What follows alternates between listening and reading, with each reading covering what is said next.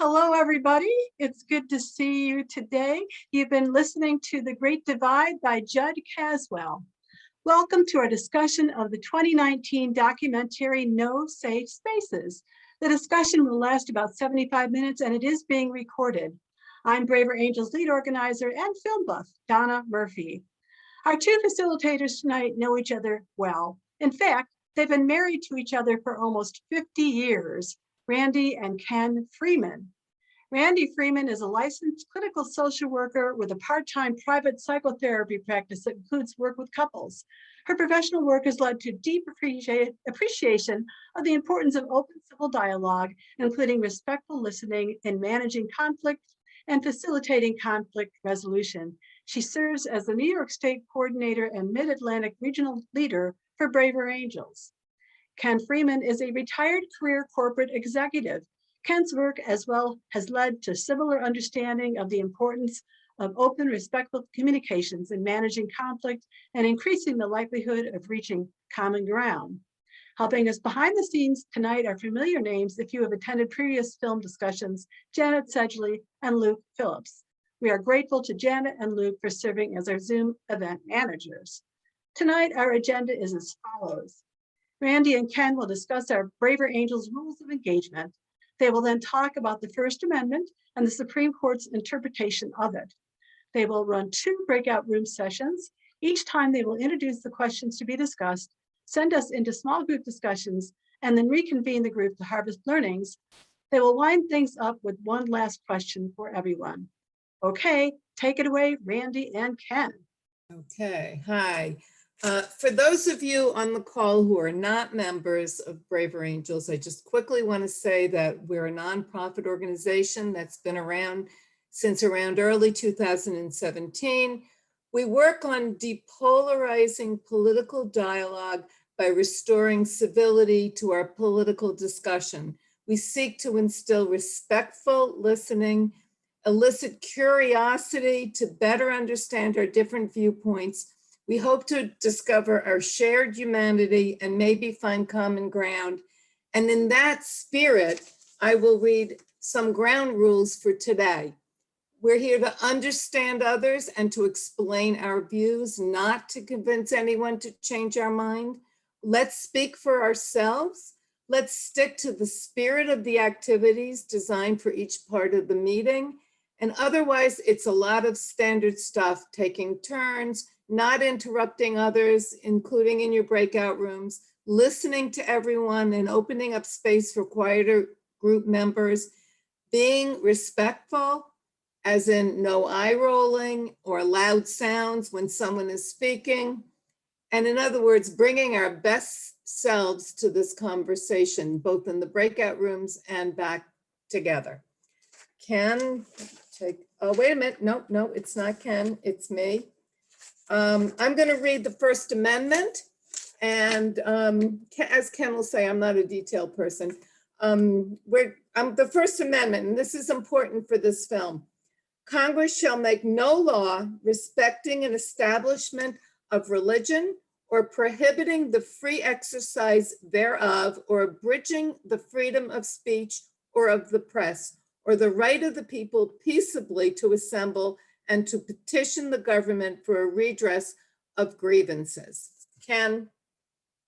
Okay, so what does all that mean? The Supreme Court basically has said that while the First Amendment specifically says Congress shall make no law restricting freedom of speech, the Supreme Court has held that speakers are protected against all government agencies and officials, federal, state, local, legislative, executive, judicial.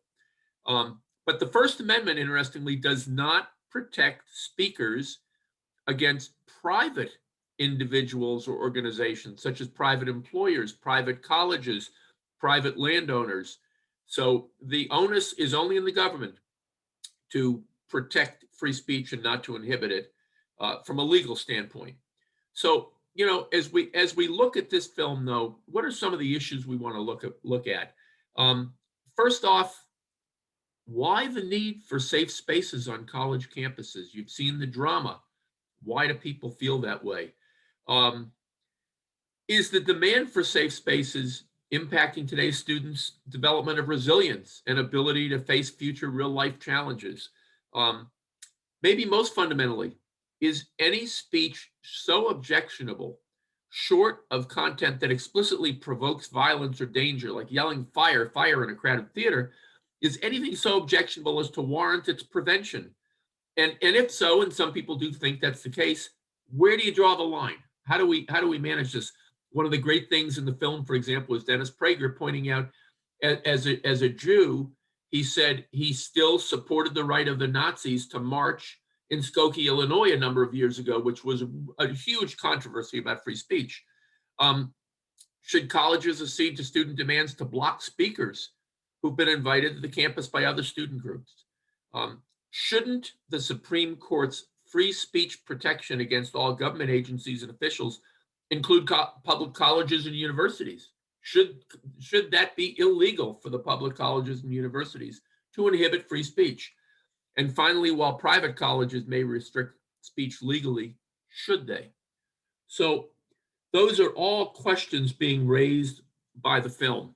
So what we're going to do now is we're going to break the group into a number of breakout rooms to discuss some of the core issues here. The first breakout room assignment will be to look at the issue of safe spaces on college campuses. Do they belong on college campuses? Is there any place for them? Why do students feel that there needs to be safe spaces? Again, is any speech so objectionable that, short of something that obviously would create a danger for people, that would warrant its prevention? And again, where do we draw the line? So that first breakout is all about safe spaces on college campuses, and do they belong or not, and when? So again, hopefully the groups, as they discuss this, will come up with a range of different points of view, and learn more about why people feel the way that they do. So that first breakout session, go ahead. They also should make sure that each breakout room picks somebody to report out. Thank you. Thank you. Okay. Randy is the Braver Angels pro. I'm her selfless sidekick. But in any case, she's right.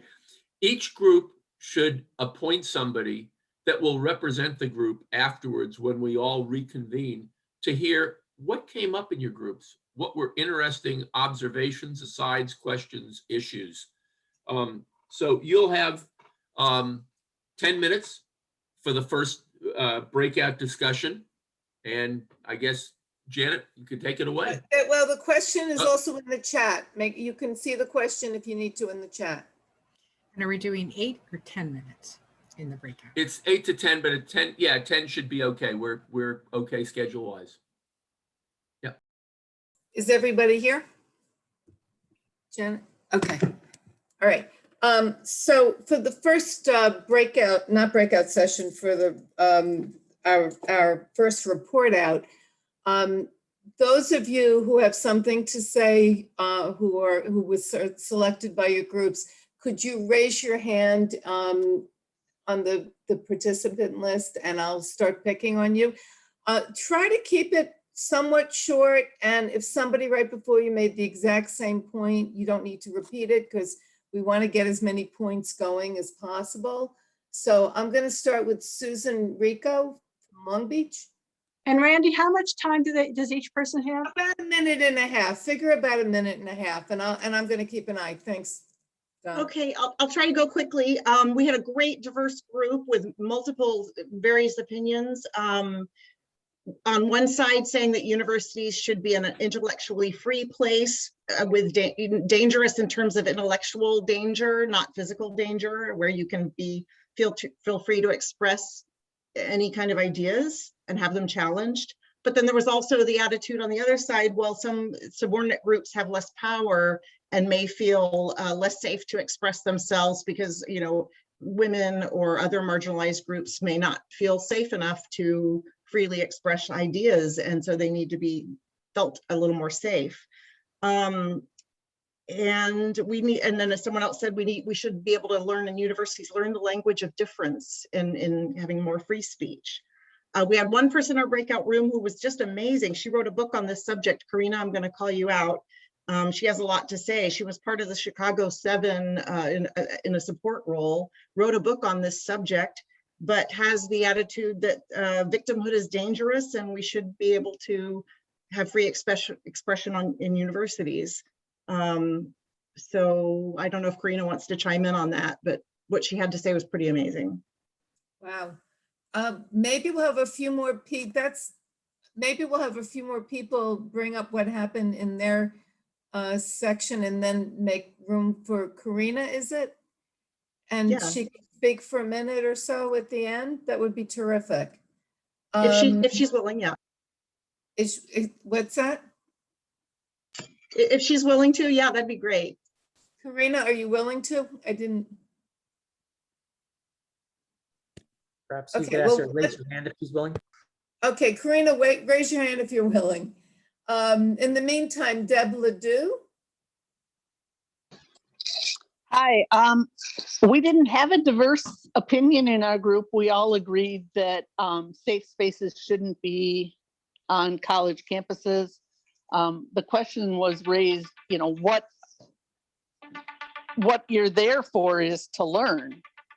And so why would you need safe spaces?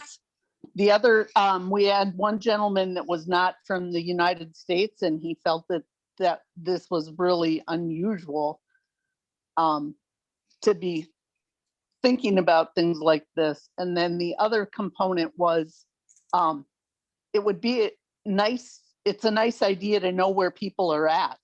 So if you have safe spaces, you don't know if you're befriending somebody that has some really weird views or something. If they don't have free speech, they can hide.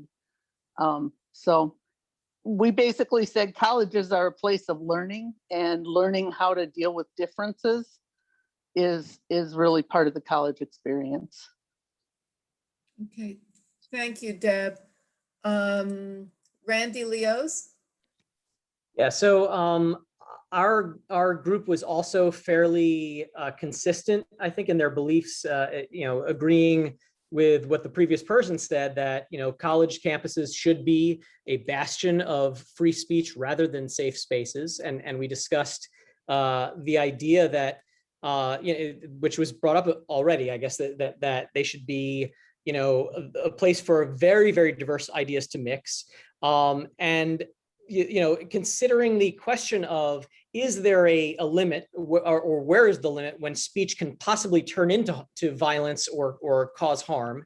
One of our room members said, what's happening on college campuses is so removed from that possibility of actually causing legitimate harm to someone that it doesn't approach that. And so, of course, I'm a frequent moderator, so I went into moderator mode, was asking questions, and the one that that I decided to end with was, okay, if we, am I done with my time? Sorry. Yeah, go ahead. Okay, so the question was, if we think that it is possible for speech to cause harm, then, and we have laws like libel laws and slander, et cetera, to actually, for people to get compensation for if they have been harmed, but is it ever okay for us to preempt that harm rather than dealing with it after the fact? And that was a difficult question. The only person who answered it said unequivocally, no, we should never try to preempt that. Thank you, Randy. Larry Noel. Yes, our group was also fairly consistent. Speaking about safe spaces, it was brought up that in the case that we were seeing in the movie, it seemed that safe spaces, the whole idea was actually a good idea at one time, but it's been turned to be a weapon. It's weaponized against people. And to weaponize is, the way they do that is by labeling other people's ideas they're in disagreement with as hate speech, phobic, aggressive, et cetera, et cetera. So by using those labels, then, they win that battle of saying, well, we need safety from that. So another idea that came up was that there are natural spaces on campus that you can go if you really feel that you're in danger. There's the infirmary, there's, your dorm, there's places that you can go. Some campuses even have chapels. So you can go and find a safe space, but to claim public areas as safe space doesn't actually seem fair when anything could be said within earshot, especially if you're having some kind of a rally or something in a general area. So that was Okay. basically what came out of ours. Thank you, Larry. Steve Briggs? Okay, hi. Yeah, we had a pretty non-diverse group as well, it seems. We mentioned Jonathan Haidt's book, The Coddling of the American Mind, as sort of a framework that at least some of us were familiar with. We had some examples of protests that we had personally experienced where protesters protested the presentation, but then didn't actually stay for the presentation. Their only goal was to disrupt it. We talked about the notion of speech as violence, but I don't think our group generally supported that notion. We kind of said people can leave if they don't like it. We didn't think cancel culture was good for anyone. On the other hand, we did consider there might be some cases where there were real trigger warnings, and we talked about maybe a person who had experienced rape and was going to be in a situation where there were going to be graphic descriptions, that there might really be some need for some boundaries and some stability. But we were, I think, much more concerned by, we didn't want that to become the norm. Okay, thank you. Rita Chisholm? Hi, thank you. Our group, we spent just a little bit of time introducing ourselves, so that kind of took up some of our time. But I think we had a fairly diverse group. One of our members mentioned that the misinformation, was there a way to monitor misinformation, or kind of make sure that didn't happen. Also, we had one of our members that is fully on board with safe spaces. Another one of our members said that the college has changed a lot since she was on campus back in the 60s and stuff, and that it doesn't look the same as it did when she was going, just her understanding of college campuses. And we also had a teacher, which I think had a very interesting perspective, in that he said that he's interested in knowing, since he teaches high school, how do students going from high school to college get into that mindset. And I'm not really exactly sure exactly what he meant, but I could really appreciate that, once they go to college, it is a very different environment. And I didn't share my view, but I think we had a good diverse, view, a diversity of viewpoints, and we'll talk more about it in our next session. So Thank you, Rita. Thank you. Josh Goodwill?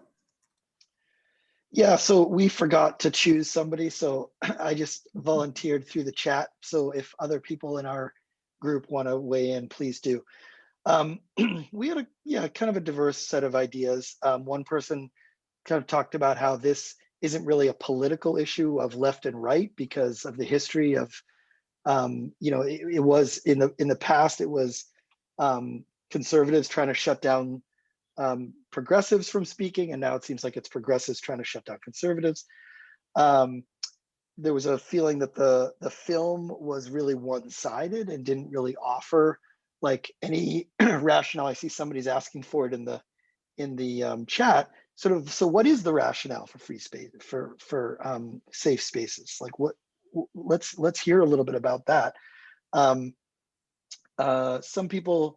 Several people felt that there was they have a real concern that these kind of safe spaces on campus would unduly protect their kids from hearing other viewpoints, and would lead to their own kids who are in college kind of growing up narrow-minded and coming out of college with narrow-minded views, where they've only really heard people who agree with them and agree with their ideas.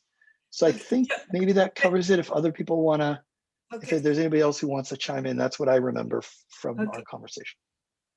thank you, Josh. A few people want to hear more, and I think we have one more person that has to talk, but they want to hear more from people who really want the safe spaces, about the rationale. We could plug it in right now or wait till the end of the whole. Do people want us to hear a little bit more right now? Yeah, okay. Rick, first of all, Rick Hockner wants to talk about his group, I think. Has your group talked yet, Rick? No, we haven't, and I'll be real quick. Okay, if you could be real quick, and then we'll Yeah. talk a little bit more about people who really want the safe spaces and try to figure out why. Okay, what that so we also generally agreed that safe spaces don't belong on campuses. Sort of same reasons that other people gave. A couple of questions that came up. One from somebody who's sort of at the tail end of Gen X. Is this a generational issue? In response to that, the topic of the coddling of the American mind came up for us as well. And then another question is, how prevalent is this really? So I'll leave it there. Okay. And one other person, John Peoples, are you representing a group or are you just representing yourself? No, I'm just volunteering to answer the rationale question.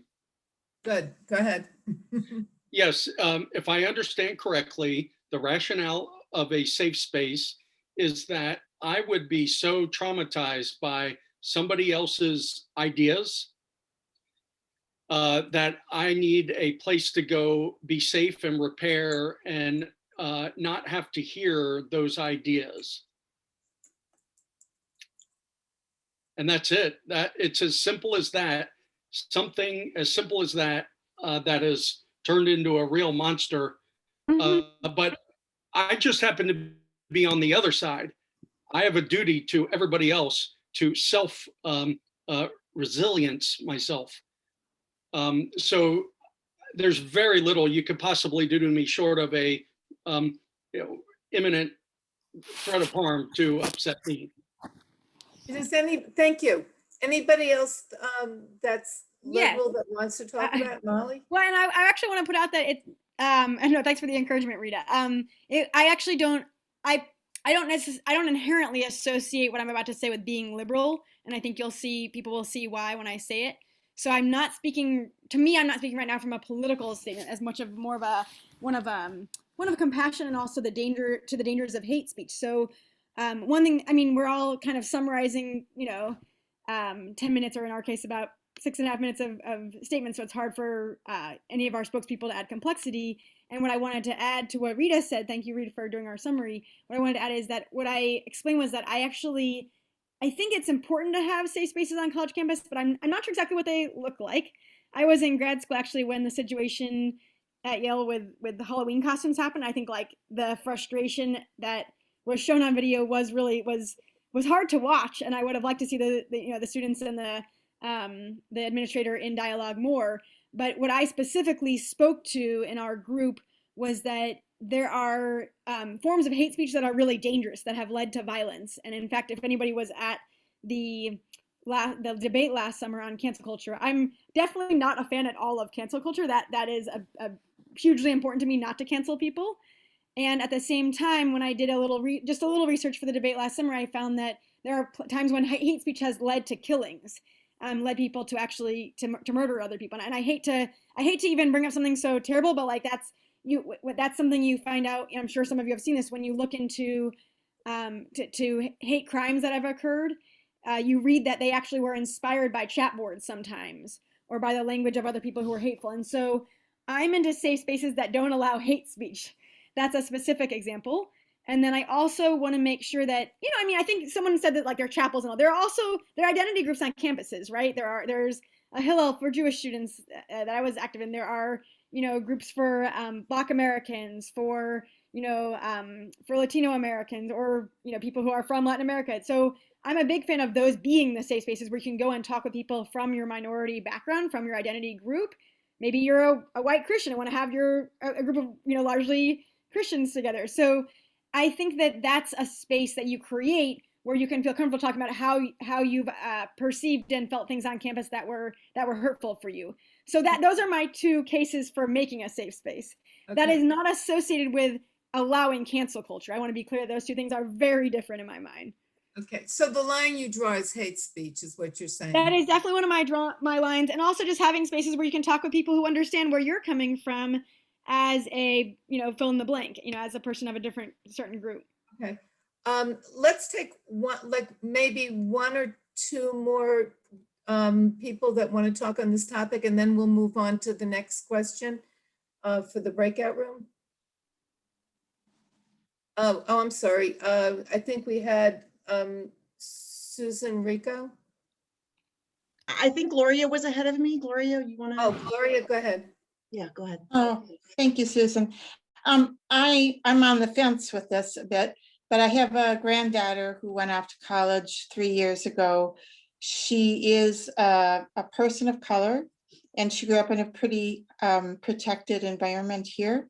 But then when she got into college, she started really she's going to a really nice, affluent college, fortunately, but she started experiencing people as she walked across campus saying really vicious things to her.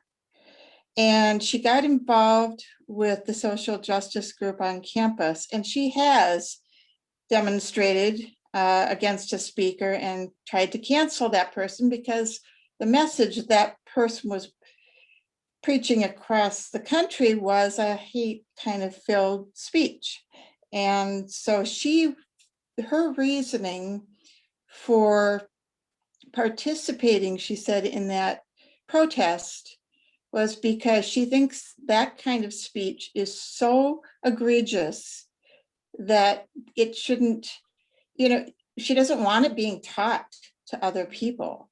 So that was her personal experience. And I just thought I'd share that with you because that's somebody, I noticed that we are pretty much a fully white group. And that's the experience of a person of color, just one experience. Okay, thank you. Should we have one more person talk about this, or should we move on to the next question? I can be super quick. Okay, go ahead.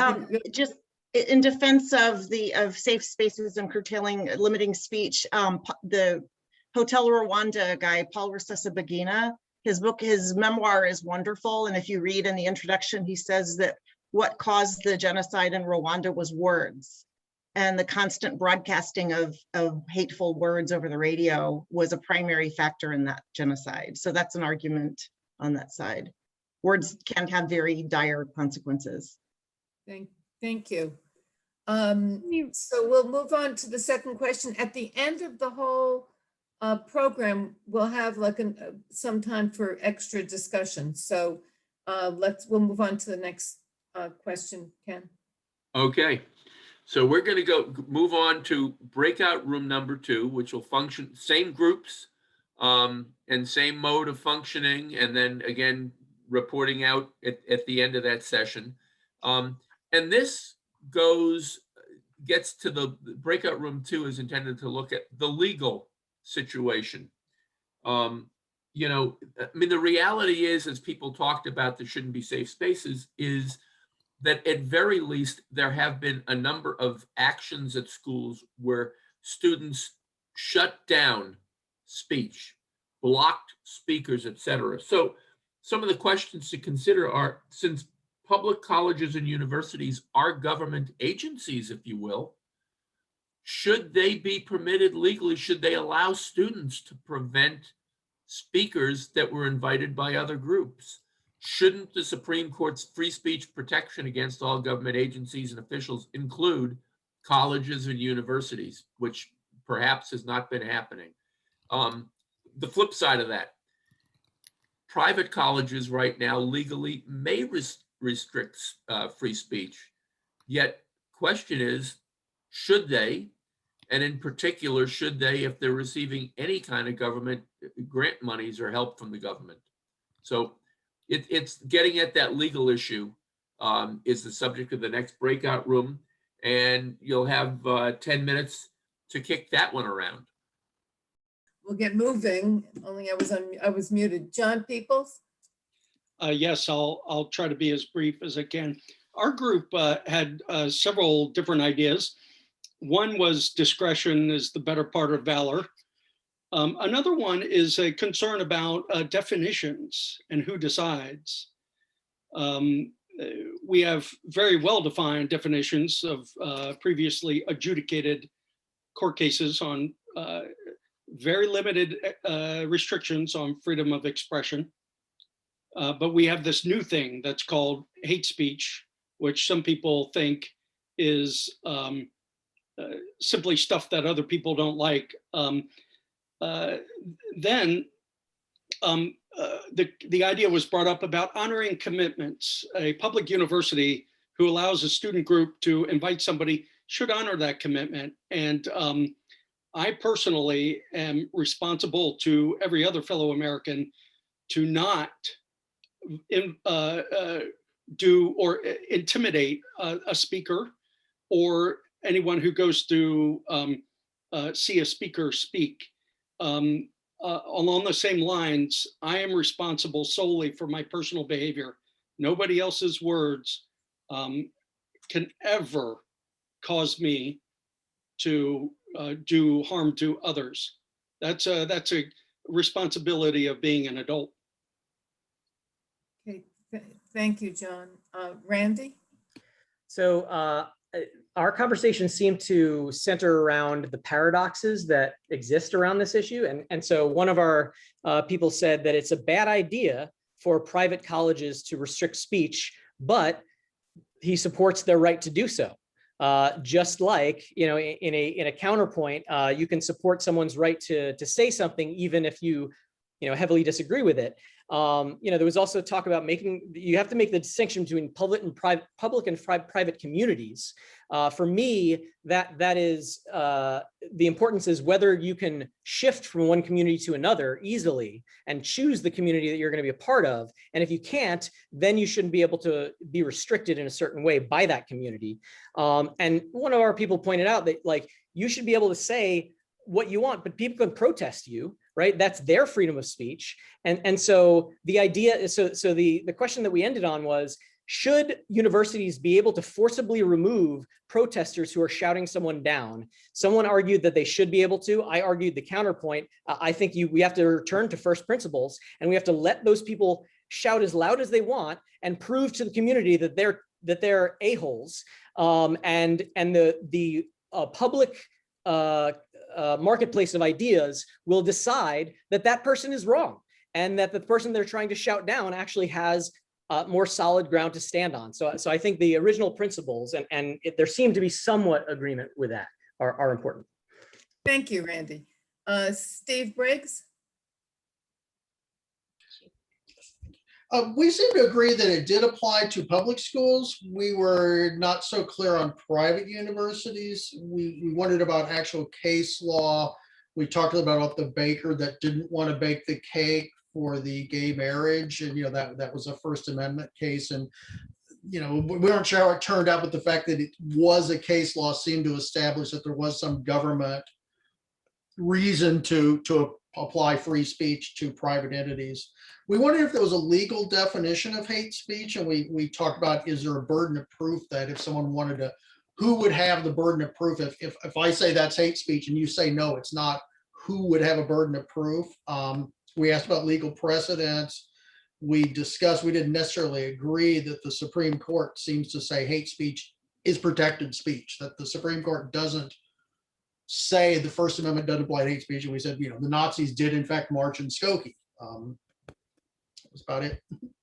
Okay, thank you. Josh Gutwill? Yeah, so again, kind of diverse set of ideas.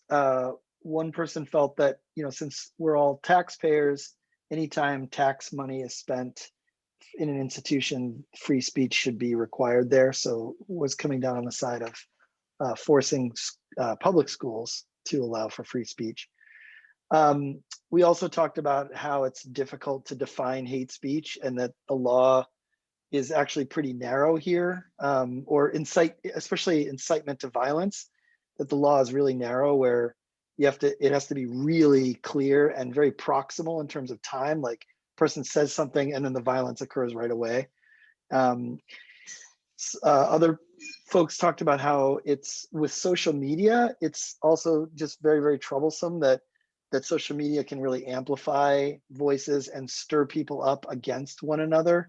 And that, maybe universities, maybe the people who are coming to these universities to give their speeches, they have other platforms. So it's not exactly an issue of free speech. They have the freedom to express themselves. Do they have to do it here as well at the campus?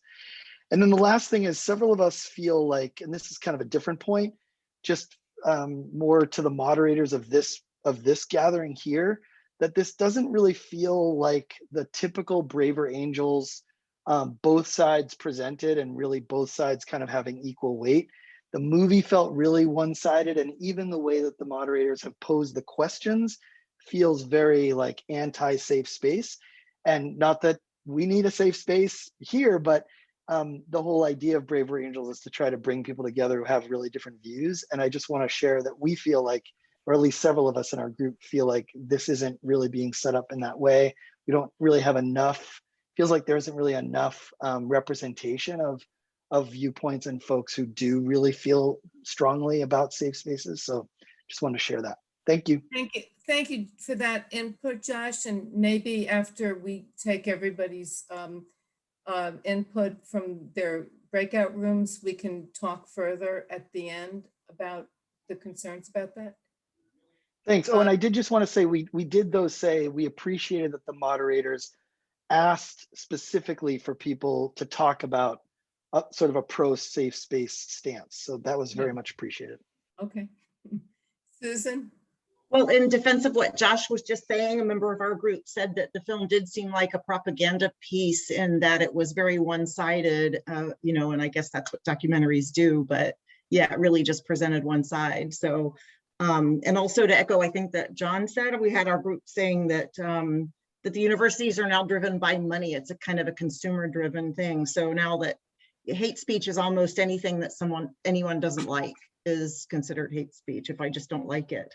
And that there's a lot of pressure. There's some personal experience in our group with dealing with universities and saying that the professors are terrified about losing their jobs. And this is coming from personal experience from two different people in our group, that professors are terrified and that the courses are pressured to have the courses be about diversity and equity primarily.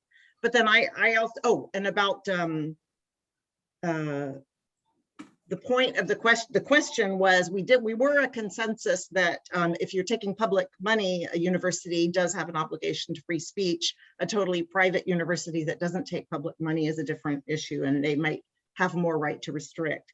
And then I brought up the point that I don't know if anybody has seen Jonathan Haidt's conversation with Jeffrey Sachs. It was came out about a year or so ago. You can find it on YouTube. And Jonathan Haidt is walking back his point of view that this is a huge problem on college campuses, even though he was one of the ones that actually wrote a book about it. But he's now saying he believes, based on the new data he has seen, that it's more exaggerated. It's not nearly as widespread as some media would have you believe, that on the majority of college campuses, this is not a problem. This is not happening. And that he actually did say that he believes this is a moral panic from the right. So that's an interesting point of view. So look up YouTube, Jeffrey Sachs and Jonathan Haidt, and you'll see that conversation. Thank you, Susan. And actually, it's very interesting because as Ken and I were preparing this, a lot of the things you've all brought up, we were talking about, but we're hoping that would come out during the conversation, and it is. So I really do appreciate that, including about whether it's represented in all campuses or whether these were particular ones that were picked for the documentary. So thank you. Deb Ledoux. So our group had the first three of us that spoke kind of agreed that public money follow the government rules. Private money, if they're taking public money, they should probably follow the government. But then we had our fourth member speak up, and he had some just amazingly good points about how private organizations have charters and are usually done by beliefs, and they're taking majority of their money not from the private or from the government sector, and oftentimes that's very small, and that at that point the government shouldn't have any say to those organizations. So I think being able to define public and private is a key component here. And then we did talk a little bit about hate speech, and the last comment pretty much was who gets to define hate and how will that definition change depending on who's in power. Thank you, Deb. Molly?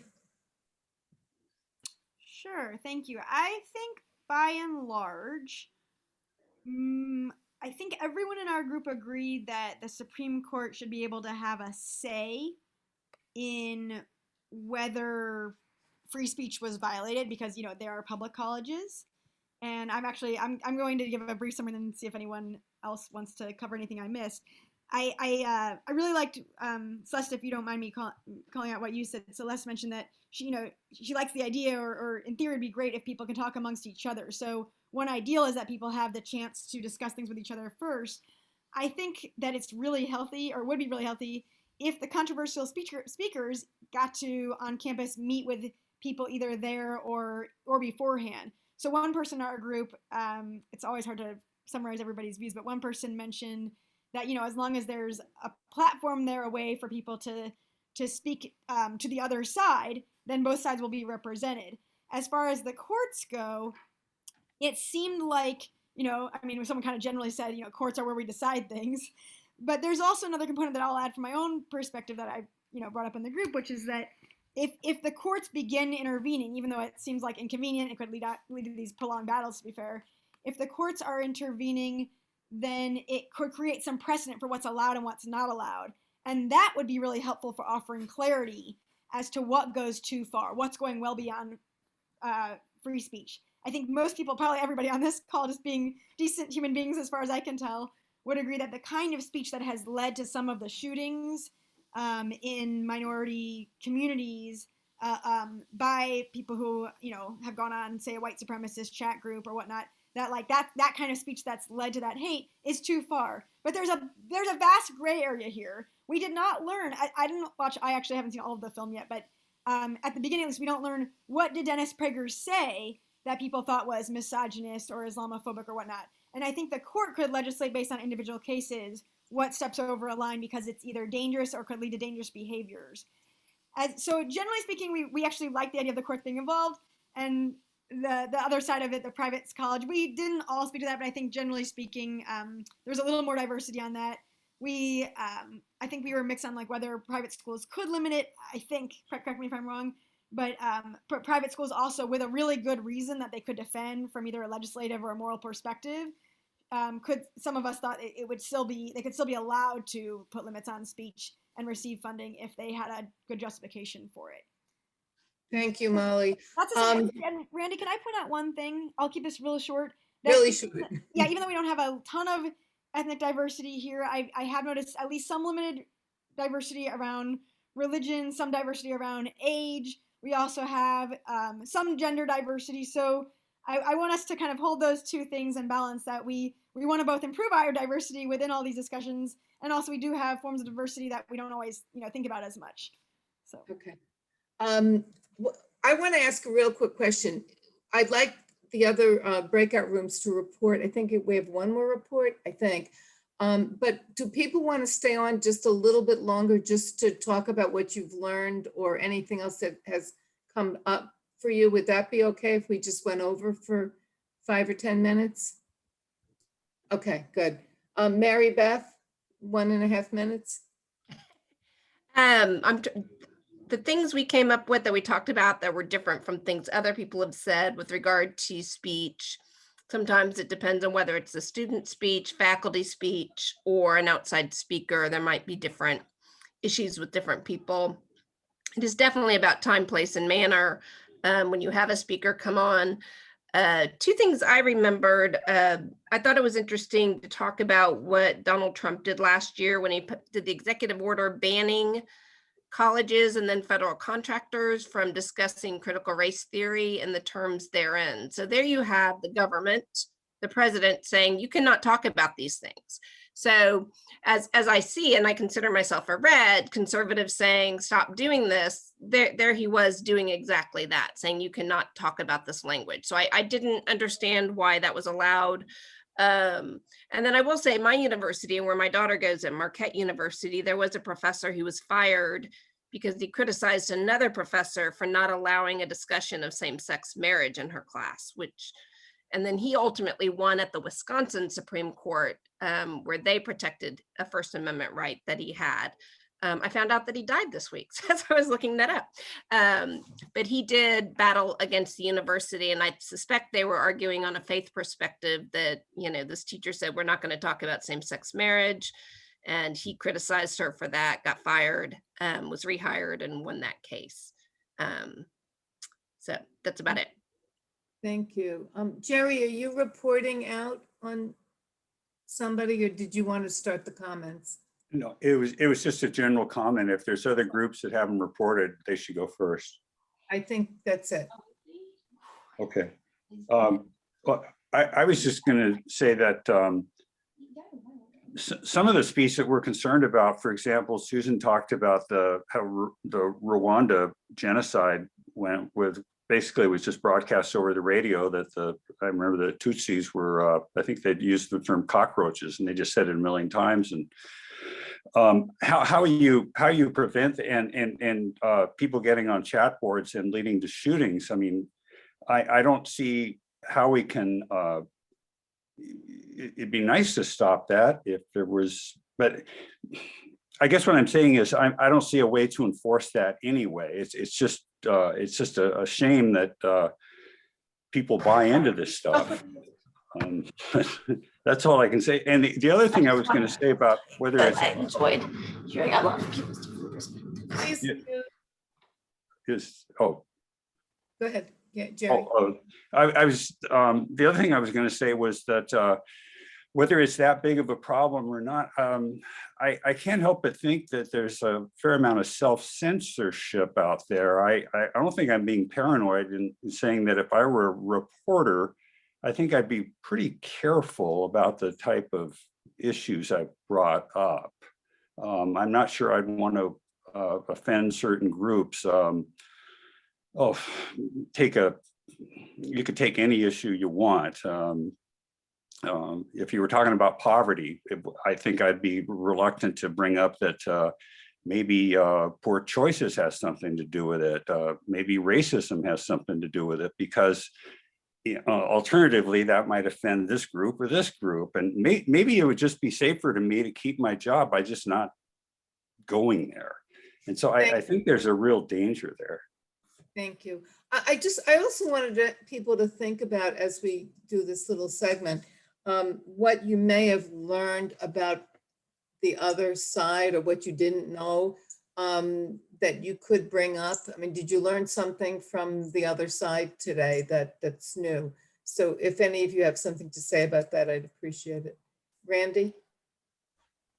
Yeah, so I just wanted to make a comment about what was offered as an example of, one of the legitimate cases for being able to suppress speech, and that being the potential for harm.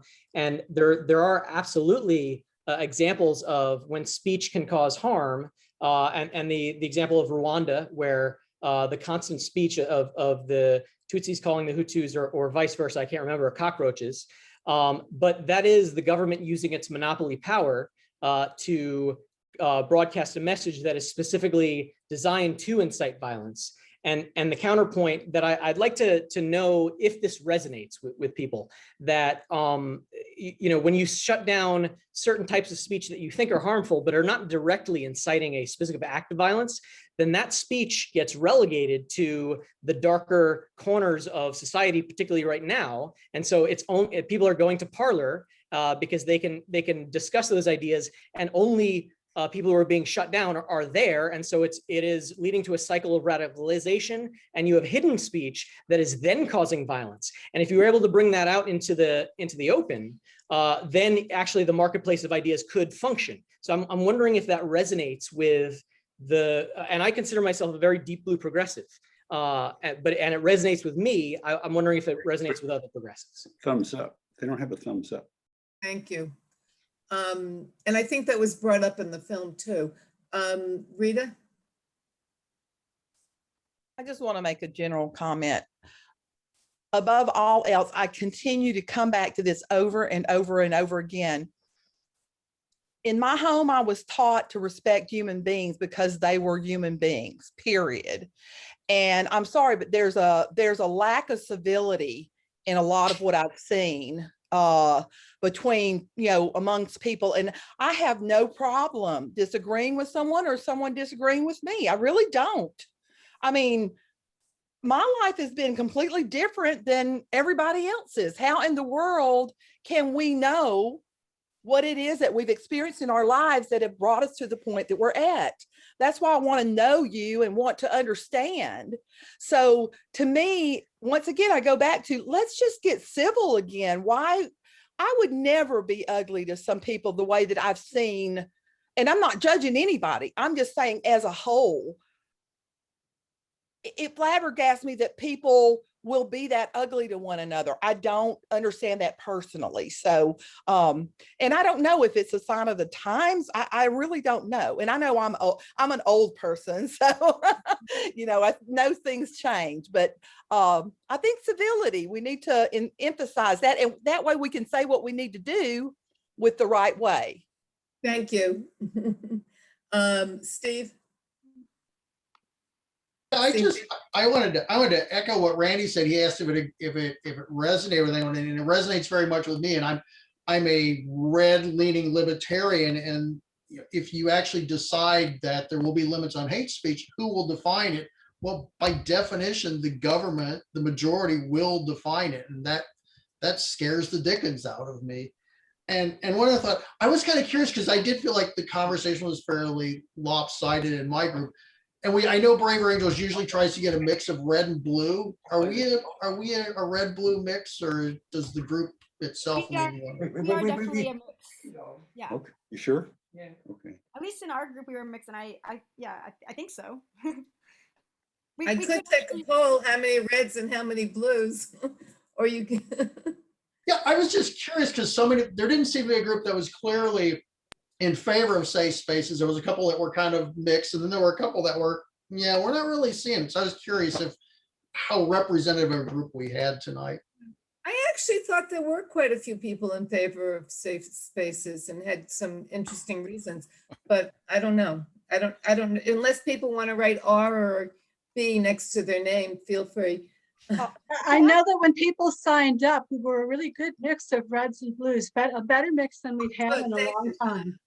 Good. Deb Ledoux? So I just wanted to say, I have no idea what colors the people in my group were, but I wholly agree with what Randy was saying, and I'm a pretty hard red. And so I found that the conversations here actually brought out things that a lot of us agree on, which is a goal of Brighter Angels. So I was really excited about that. Good, thank you.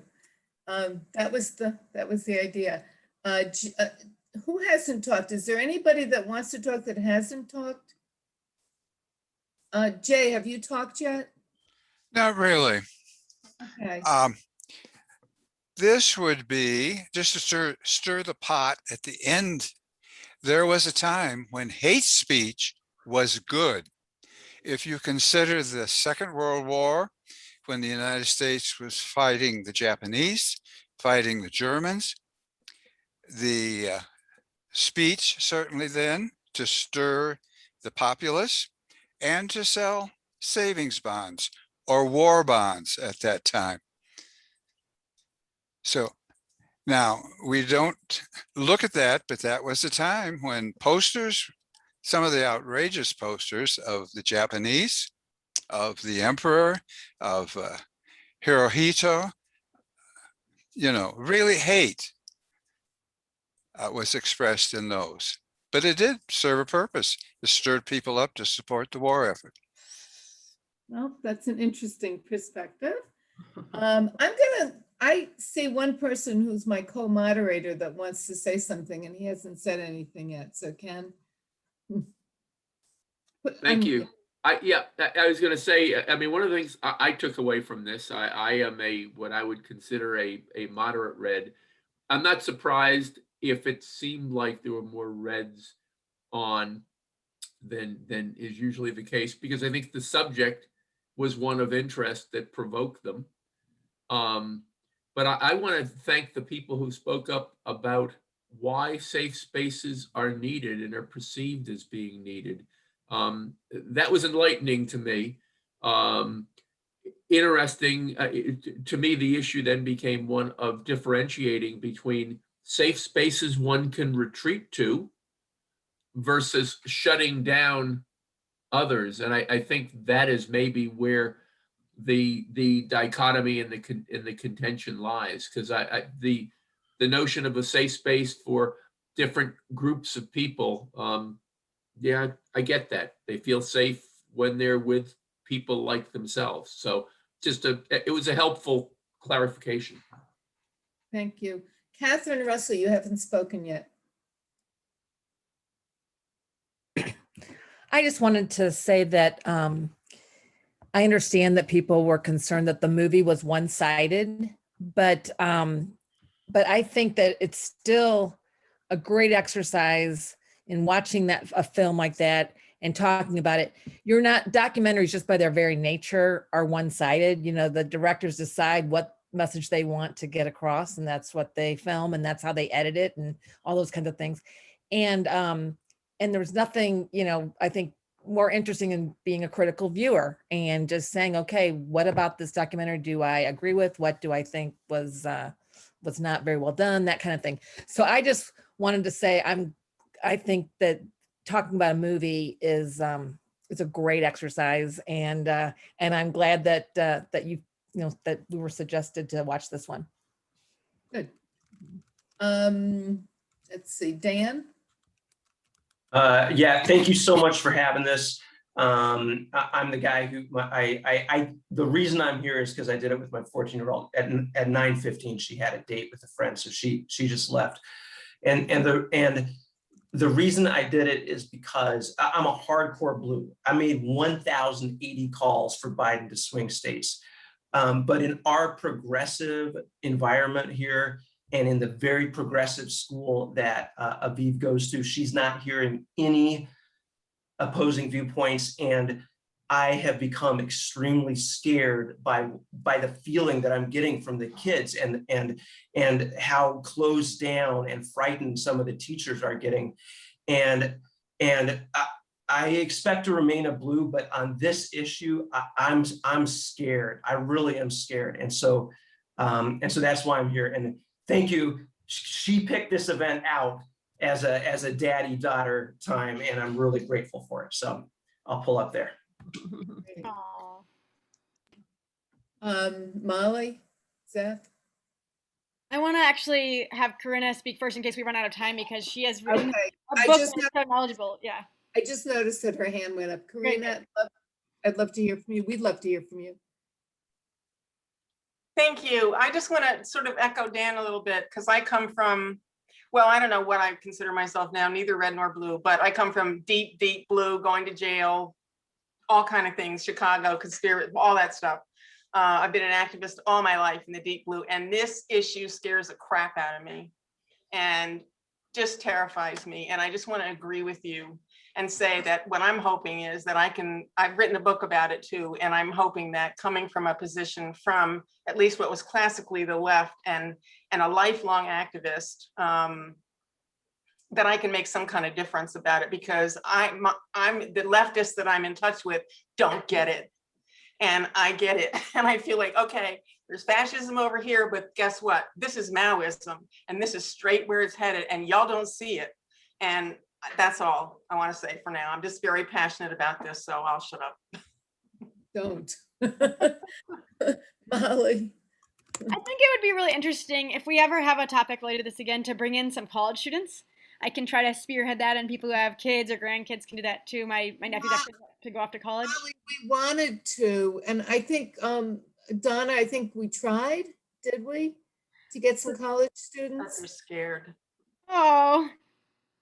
We didn't try much, and we don't have a lot of college students who are members, unfortunately, who are reading our promotion. That was not a commentary on anything about facilitators. I've also been a I hear you, but I think I agree with you 100%. I think we should have, and maybe even repeat it on a college campus or something. And but thank you.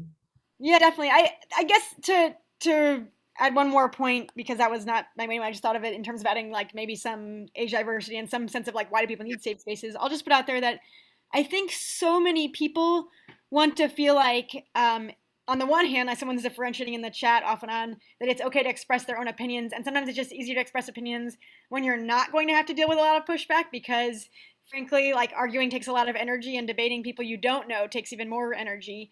And on the other hand, this idea of canceling speakers, those are right. We need to like really separate those out. I totally get that. And I wanted to like put a voice to that at the, near the end here. In terms of canceling speakers, I think what we're seeing, and I'm not an expert in this at all, but I think what we're seeing is people worried about what they might say and what it could cause later, the viewpoints it could cause. Could it cause more misogyny? Could it cause more racism to grow? Not even that it's dangerous, like maybe it wouldn't even cause violence, but maybe it would just reinforce views that they feel like are bad for society.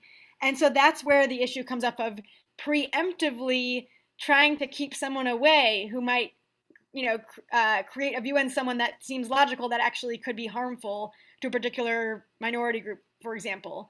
And so I want to not totally knock the idea that speakers should never be canceled. And that's weird coming from me, because I'm very much not into cancel culture and want to hear everybody's voice. But if you're speaking to thousands of people and you have a view that could reflect something that you've said before that was harmful, that's an area to be careful about. I'm sure we all know people who we would not want to know, of famous people we would not want to speak publicly on a campus. And so I just want to add that level of empathy that like we probably can think of someone in that category. And it makes me nervous to even say it, because I don't want to cancel people, but like we have to be realistic about who we wouldn't want to speak. That's all.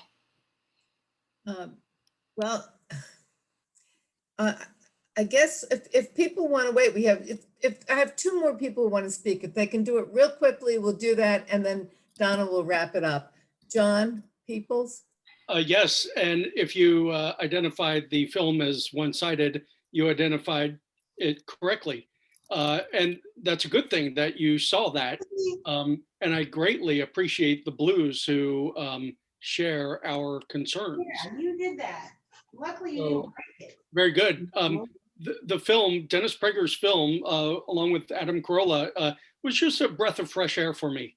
It was a perspective that I don't get to see a lot on the evening news or in the Seattle Times or in the movie theaters a lot lately. So it was a breath of fresh air. And I'm glad to see we agree on some of the aspects. Yeah. And last but not least, Artie, who has not had a chance to talk, I think. Artie Galland? Thanks.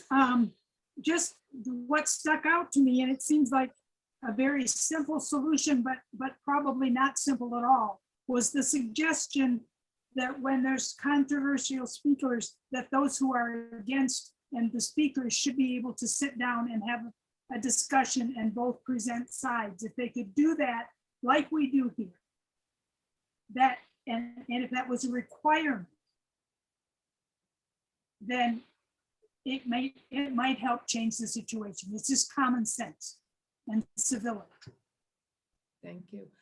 Somebody in the chat is, a few people I think are asking Karina to let us know what her book is.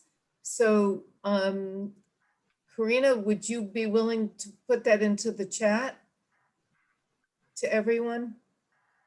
Thank you. Just write it in the chat. There are a bunch of people who want to know the name of the book. And Donna, do you want to wrap it up?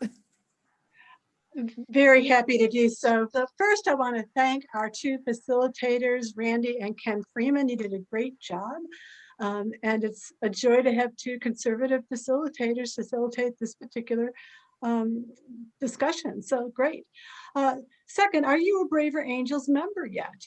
If not, join us. It's just $12 a year, although we're grateful when people contribute more. We have a new perk available to members, an online copy of our President David Blankenhorn's new book called In Search of Braver Angels, which is a collection of excellent articles he has written. All members can access it via the members portal page, and this alone is worth the price of membership. Now, join the film club next month for our discussion of My Octopus Teacher, which won the 2021 Academy Award for Best Documentary. This is really one of the most remarkable movies I've ever seen. I can't recommend it highly enough. It's going to take you to a world you've never seen before. And I say it's about a relationship between a man and an octopus. But why screen it for Braver Angels? Well, you'll be surprised about how much this film can teach us about how two very different beings can get along. It's live streaming on Netflix. Don't miss our next discussion. And so with that, thank you all for coming, and take care. Bye-bye. Thank you so much, and please do share the recording.